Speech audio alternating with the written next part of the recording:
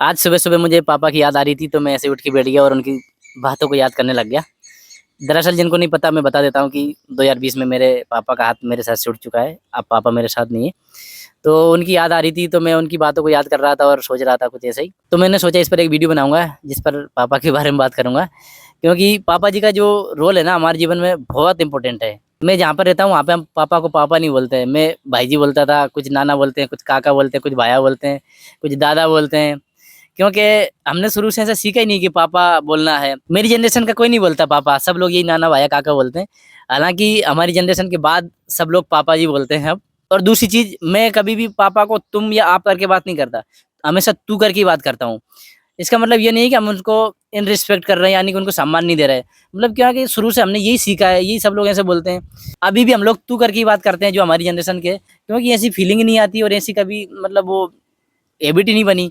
तो हालाँकि जब किसी के सामने बात करते हैं तो हम फ़ोन पे में मतलब यही बोलते थे, पापा जी आप क्या कर रहे हो? और जैसे 4 लोग बैठे हैं तो उनके सामने आप करके बात करते हैं, लेकिन अकेले में कभी भी आप करके बात नहीं करते, क्योंकि शुरू से ऐसी हैबिट बनी नहीं है। जो लोग ऐसा करते हैं वो समझ गए होंगे।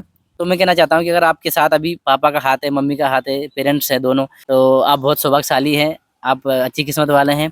तो मैं ऐसे कहना चाहता हूँ कि आप अगर पापा के पास रहते हैं या दूर रहते हैं, कहीं भी रहते हैं, आप थोड़ा-सा समय निकाल के उनके पास जाएँ, उनको कॉल करें और उनसे बोलें कि पापा, भाया, नाना, काका जो भी बोलते हैं कि मुझे तुम्हारी याद आ रही थी या मुझे थारी याद आ रही थी, तो मैं बात करवा की सोच रही हूँ। क्योंकि हम आई लव यू तो शायद नहीं बोल सकते हैं, क्योंकि कुछ लोग तो ये समझते नहीं है आई लव यू का मतलब, और जो आई लव यू बोल सकते हैं, वो आई लव यू बोलो। पापा के पास जाओ, उनसे बात करो, थोड़ा-सा उनको अच्छा लगेगा। क्योंकि हमारे जीवन में पापा जो जादू कर सकते हैं ना, वो मुझे नहीं लगता तीसरा व्यक्ति कोई कर सकता है। एक घटना मुझे याद आती है, जब मैं शायद 12वीं या कॉलेज में रहा होगा, तो मैं क्रिकेट खेलने बहुत जाता था और देखने भी जाता था। टीवी तो थी नहीं हमारे घर में, दूसरों के घर में टीवी देखता था। आईपीएल चल रहा है, वर्ल्ड कप चल रहा है, कुछ भी चल रहा है, मतलब मैं टीवी के आगे घुसा ही रहता। पापा आते तो डाँटते और मैच खेलने भी जाता था। खेलना तो नहीं आता था, बस लगे रहता था दोस्तों के साथ। तो एक बार मैं ऐसे मैच खेलने गया और बस हम दिन भर ऐसे खेलते रहे, हालाँकि संडे था। तो पापा जी का कॉल आ रहा था बार-बार मेरे पास में, एक छोटा-सा सैमसंग का मोबाइल था, तो मैंने नहीं उठाया। मुझे हालाँकि मैंने देख लिया था, मुझे पता था पापा भी डाँटेंगे, बुलाएँगे, तो मैंने नहीं उठाया, रख दिया। अब मैं शाम को जब खेल के घर आया, तो पापा ने मुझे बहुत डाँटा, चिल्लाए मेरे ऊपर। तो भाई साहब गुस्सा हो गया मैंने ऐसे करके उसके फ़ोन को हाथ में लिया, ऐसे गिरा दिया ज़मीन में, फूट गया फ़ोन। तो पापा और तेज़ गुस्सा हो गए, "तू इतना बड़ो हो गयो, तू या करबा लग गयो, मोबाइल फोड़बा लग गयो, तू पैसा कहाँ कमा के फलाना-ढिमका", मतलब बला-बला चीज़ें बोली उन्होंने। तो और पापा अंदर चले गए। अब थोड़ी देर बाद मुझे रियलाइज़ हुआ, यार मैंने गलत करा। तो मैं पापा के पास गया और पापा से मैंने मतलब हमारी भाषा में बोली कि भई जी अब मुँह नहीं करूँगो, अब मुँह नहीं खेल बजाऊँगो मैच, मैं भी माफ़ कर दे तू। ऐसा करके मतलब मैं ऐसे उनके सीने पर सिर रख के ऐसे करके माफ़ी माँगने लगा। तो मैं उम्मीद कर रहा था पापा का हाथ मेरे सर पे आएगा, भाई साहब नहीं आया।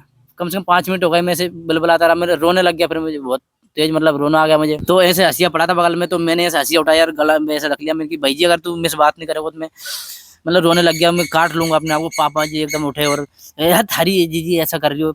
उठा के उन्होंने दूर फेंका और ऐसे गले लगा लिया। मतलब मैं रोने लग गया, वो भी शायद रोना आ गया होगा। तो उस दिन के बाद पता नहीं मैं मैच खेलने भी नहीं गया, देखने भी नहीं गया, गया होऊँगा थोड़ा बहुत ऐसे, लेकिन वो वाली बात नहीं रही। तो ऐसी हालाँकि बहुत सारी घटनाएँ हैं, वो बस ऐसे याद आया था मुझे। मतलब पापा एक जो जादू है ना, आप कुछ भी कर दो, गलत कितना ही कर दो, वो तुरंत ही मतलब उस चीज़ को एक उसमें ले आते हैं और आपका मतलब हमेशा वो सपोर्ट करते हैं। जब तक पापा का हाथ सर पे रहता है, तो तब तक आपको ये चीज़ें समझ नहीं आती, लेकिन जिस दिन हाथ हट जाता है, उस दिन समझ में आती है। हालाँकि पापा जब आखिरी टाइम पे बीमार हो रहे थे बहुत, तो उन्होंने मेरे से बोला था, "बेटा, एक बात ध्यान रखना कि माता-पिता हमेशा साथ नहीं रहते, एक ना एक दिन जाना ही पड़ता है।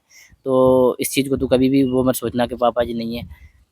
तो ठीक है, बहुत सारी चीज़ें होती हैं, तो बस मेरा बताने का मतलब ये है कि अगर आपके पास पेरेंट्स हैं, तो आप जाओ उनसे बात करो। उनसे अगर आई लव यू बोल सको तो आई लव यू बोलना, और नहीं बोल सको तो बस ऐसे ही बोल देना कि पापा, नाना, भाया जो भी बोलते हैं कि मैं भी थारी याद आ रही थी, तो बस मैंने सोची बात कर लूँ।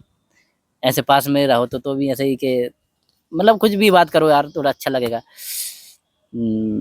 बस यही है। ठीक है।